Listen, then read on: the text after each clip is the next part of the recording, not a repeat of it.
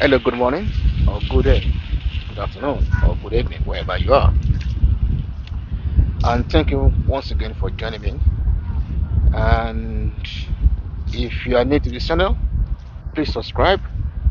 And if you like the channel, also, please do press the like button. Okay, let's have a look at the news.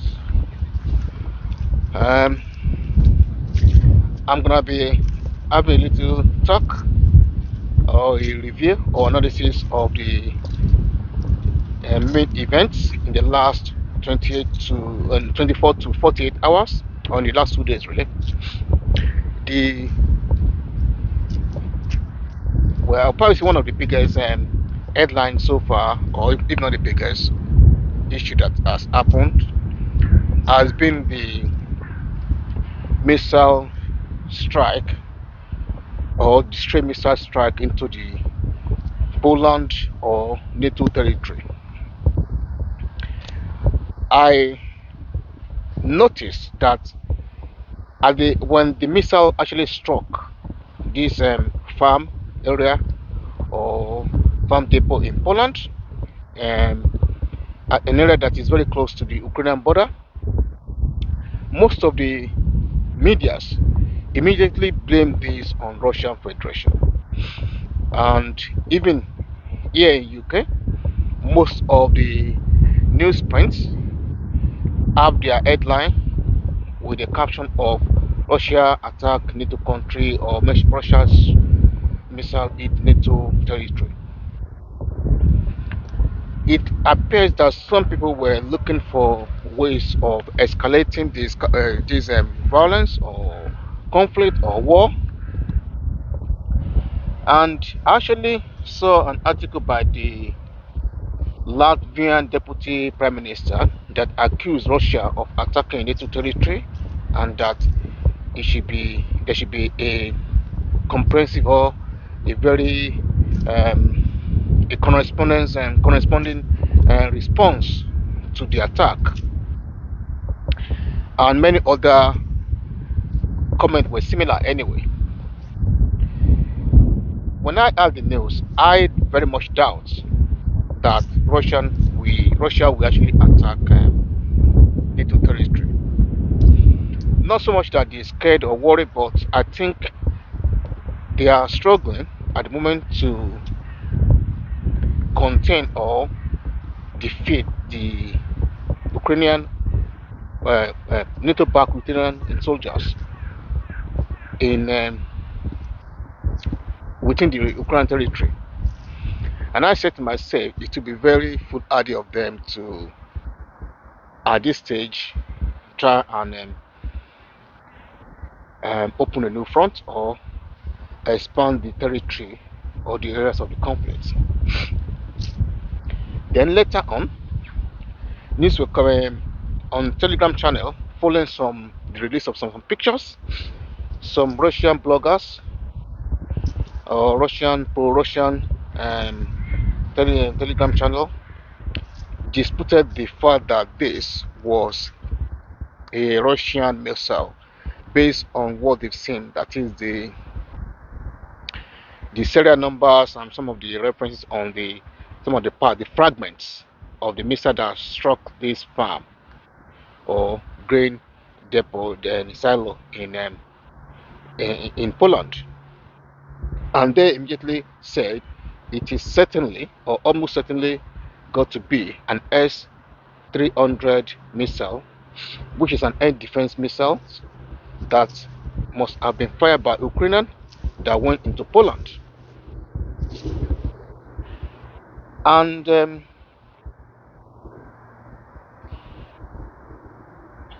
later on in the day anyway, we got a report, or later in the day, and earlier today is Wednesday. It happened on Tuesday, and the first thing I noticed also was that the U.S. Pentagon officials, that is the Minister of Defense in Washington, United States, they were a little bit careful not to blame the missiles strike on Russia. And I knew, number one, they were not willing to escalate, which means neither side, anyway, Russia is not willing to escalate the war. And I don't think United States or NATO countries, United Kingdom or France or whatever, will really like to go into direct contact with Russia, because either side will suffer. That's one thing for sure. And I know, because they were not actually condemning this, and unlike the Nord Stream pipeline attack, I kind of suspect, okay, most likely the pro-Russian bloggers must be right. Then earlier this morning, I saw that the US President, as Joe Biden, dismissed the idea that the strike would have been by Russia, and he said there's no evidence to confirm that the missile strike is by Russian armed forces. And the Russian Ministry of Defense also stated that there were no strike from them in that area, and that the nearest strike that was launched to that particular closest to the Polish border is about 35 kilometers away from Polish border, as far as they are concerned. Anyway, it is now being confirmed that the missile strike was not by Russian Federation. So in a sense, it's a kind of good news, because we don't really want this war to escalate into other territories. Also yesterday, Russia launched the biggest missile strike on Ukraine so far. This is reported to be bigger or larger than the one that was done in October. The Ukrainian sources, or Ukraine Ministry of Defense, said there were over 100 missiles that was launched onto the Ukrainian territory, of which they shot down 75 or thereabouts, or 85. I can't remember. But either way, many electrical power grid were struck. Transformers or transmission centers were struck and destroyed. And there were reports also that the Ministry of Defense or Command Center, or the Joint Command Center in Kiev, was also struck by missile. In other news, President Putin signed a decree allowing foreigners to join Russian armed forces. Obviously not in control capacity or command capacity, but some bloggers were saying, oh, it must be because Russia is running out of manpower. Well, it doesn't really matter, and I doubt that's the reason why. I think it's probably to allow personnel from North Korea, Belarus, and Syria armed forces to be able to fight with Russia, but not as personnel of their respective countries, so that they will not, these countries cannot be accused of partaking in the conflict that is on, or in the war that is currently happening in Ukraine.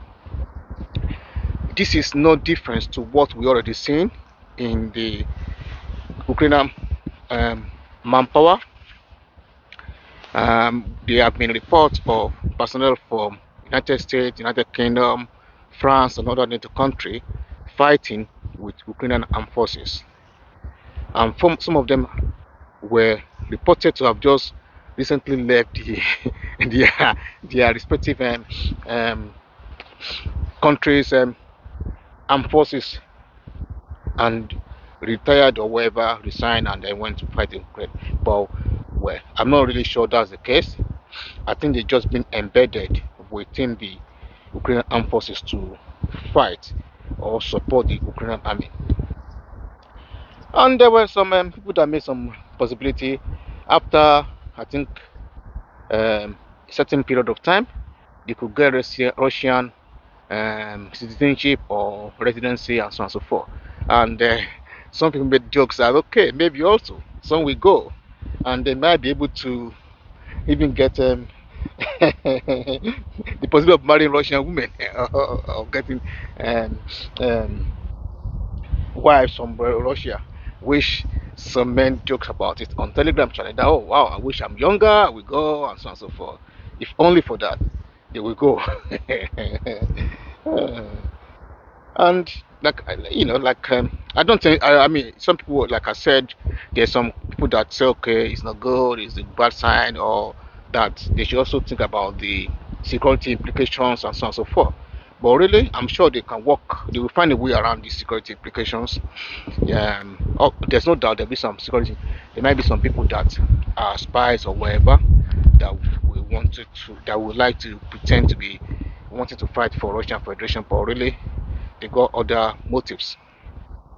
But then, this war, as in business, sometimes you have to try and mirror what your opponent or enemy is doing. So basically, what Russia is doing just to mirror what Ukraine has been doing for a long time.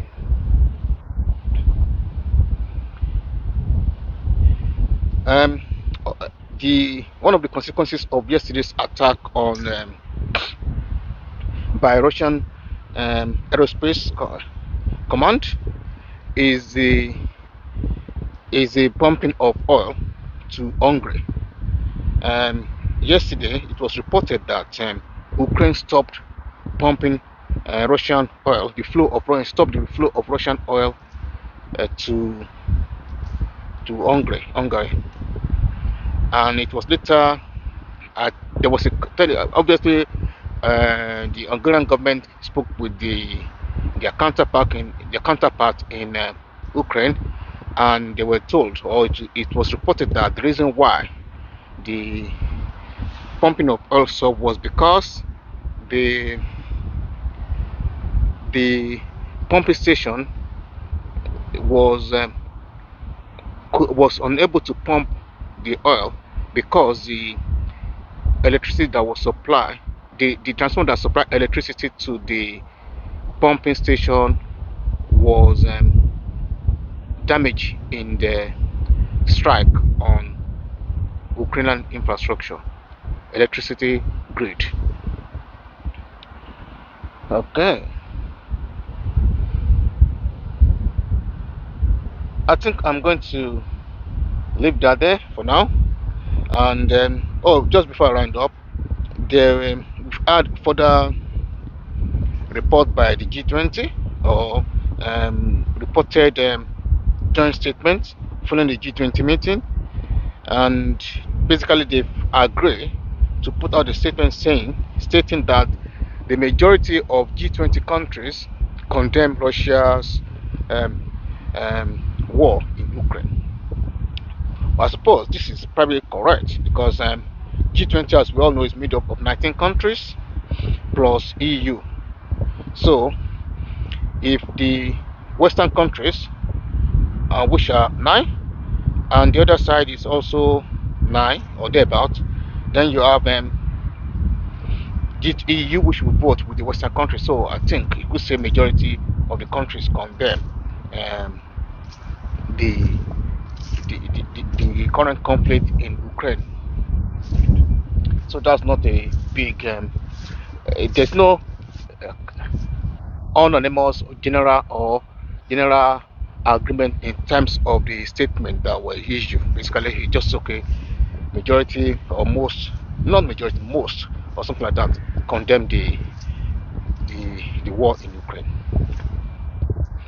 I'm sure everybody can't condemn the war. Nobody wants war. You condemn it either you're on the pro-Russian side or the pro-Ukrainian side. People still condemn it because we all know, and unless you got no human spirit in you or humanity in you, there's no justification for the lives being lost on either side. So the earlier we can have this war over, the better, really. And that's the both sides should go back to the negotiating table, especially Ukraine should try and speak again to Russia without a precondition, because you have to start somewhere and see what happens. Anyway, thank you very much for joining me. If you like this video, don't forget to subscribe and like, and keep on seeking for the truth. You know what, as I always say, when you know the truth will set you free.